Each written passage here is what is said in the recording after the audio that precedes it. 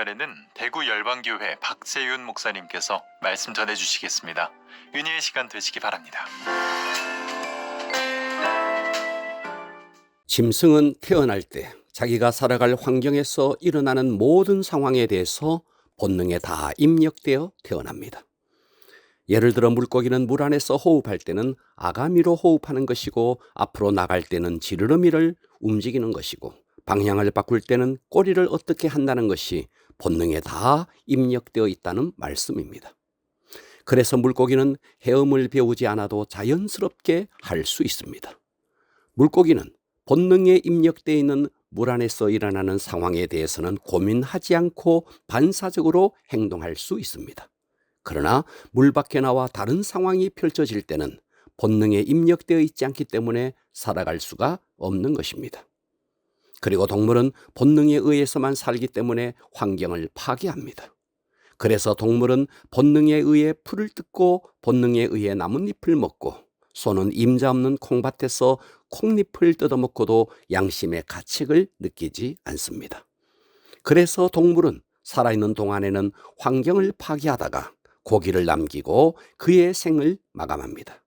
그래서 동물은 살아있는 동안에는 유익을 끼치지 못하지만 그의 죽음을 통해 고기를 남김으로 주인에게 유익을 주는 존재입니다. 인간은 태어나면 100% 본능으로만 사는 동물과 똑같은 수준입니다. 그러나 인간은 영혼과 육체로 구성되어 있습니다. 육체에는 물론 본능이 있습니다. 그래서 아기로 태어날 때는 100% 본능으로 움직이기에 쉬를 하고 싶을 때는 거침없이 해버립니다. 그래서 아기로 태어났을 때는 동물과 똑같은 수준이지만, 그러나 성장해 가면서 인간은 영혼 속에 자의식이 생기는 것입니다. 오늘은 자의식을 뛰어넘는 하나님의 생명이라는 제목으로 함께 은혜를 받겠습니다. 자의식을 뛰어넘는 하나님의 생명, 첫째, 자의식은 환경을 초월하게 만듭니다. 먼저 자의식은 뇌에서 저절로 생기는 것이 아니라 밖에서부터 들어가 생긴다는 것을 알아야 합니다. 그래서 강아지는 누가 키우던 시간이 지나면 개가 되고, 병아리는 누가 키우던 시간이 지나면 닭이 됩니다. 그러나 인간은 의식을 공급받지 못하면 사람이 될 수 없습니다. 인도에서 실제로 일어난 일입니다.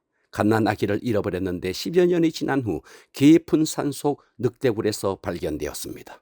그런데 놀랍게도 그 아이는 늑대처럼 걷고 늑대처럼 울었습니다. 왜냐하면 늑대가 키웠기 때문에 생김새는 인간이지만 행동하는 모든 것은 늑대와 똑같았습니다. 그러나 정상적인 가정에서 자란 아기는 부모의 가르침에 따라 자의식이 생깁니다.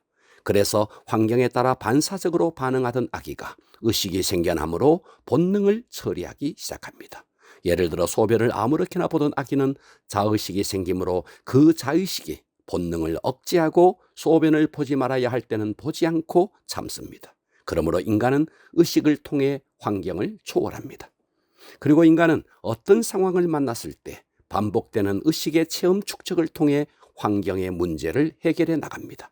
그래서 본능으로 보면 인간은 짐승보다 훨씬 뒤떨어집니다. 인간은 독수리보다 날개에 뒤떨어지지만 본능을 초월하여 비행기를 만들었고, 수영으로는 돌고래보다 뒤떨어지지만 잠수함을 만들어 고래를 초월합니다. 이렇게 인간은 자의식으로 환경을 초월합니다.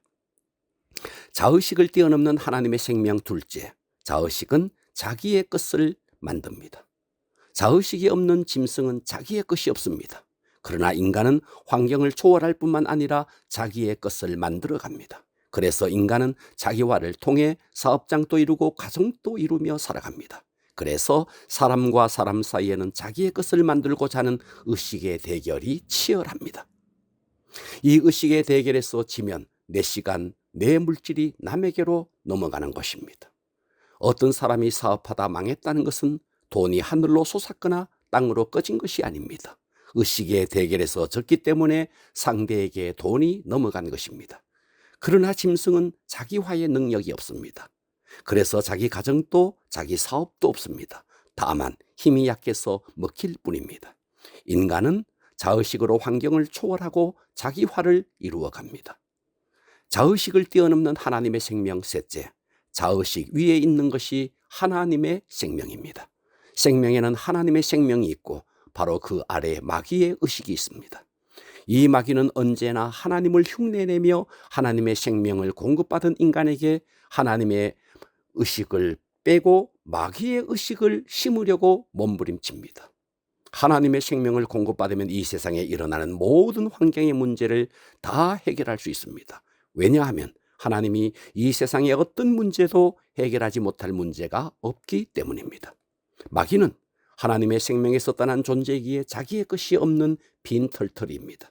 그러므로 마귀는 주는 것이 아니라 빼앗음으로 살아가는 존재입니다. 다만 줄 것이 없으니 보기에만 좋게 보암직도 하고 먹음직도 하고 이렇게 속이는 것입니다.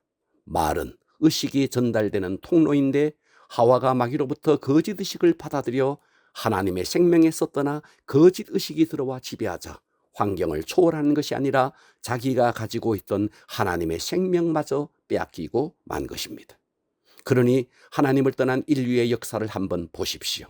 마귀에 의해 거짓 의식에 사로잡힌 인류는 살아가면 살아갈수록 더욱 문제 속에 살 수밖에 없습니다.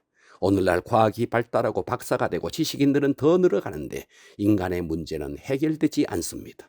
학교도 많아지고 경찰서는 더 늘어나는데 인간의 문제는 더 복잡해집니다. 이것은 세상의 방법으로는 안 된다는 것을 단적으로 보여주는 증거입니다. 그래서 예수님이 이 땅에 오신 것입니다. 예수님은 하나님의 생명을 가지고 오셨습니다. 요한복음 10장 10절 도둑이 오는 것은 도둑질하고 멸망시키려는 것뿐이요 내가 온 것은 양으로 생명을 얻게 하고 더 풍성히 얻게 하려는 것이라. 이 예수님의 생명으로 살아갈 때 우리는 모든 것을 지배할 수 있습니다. 예수님이 이 땅에 오셔서 해결하지 못할 문제는 없습니다. 예수님은 질병의 문제, 가난의 문제, 죽음의 문제까지 다 해결하셨습니다.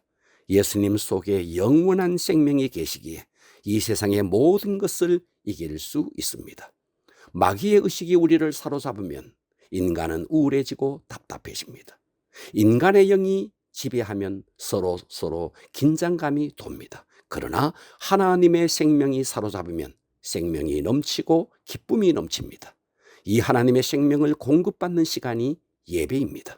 우리가 예배를 통해 말씀을 들을 때 세상의 영과 마귀의 의식이 물러가고 하나님의 생명이 충만해지는 것입니다.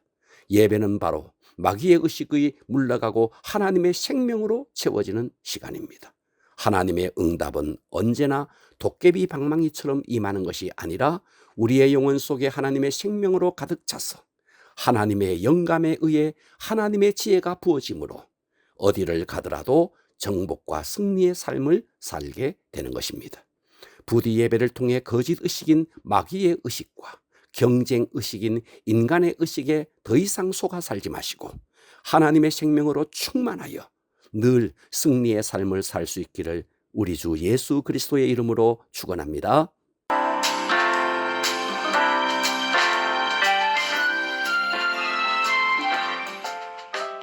영혼의 등대 지금까지 대구시 달서구 월곡로에 위치한 대구 열방교회 박세윤 목사님의 말씀으로 함께 하셨습니다.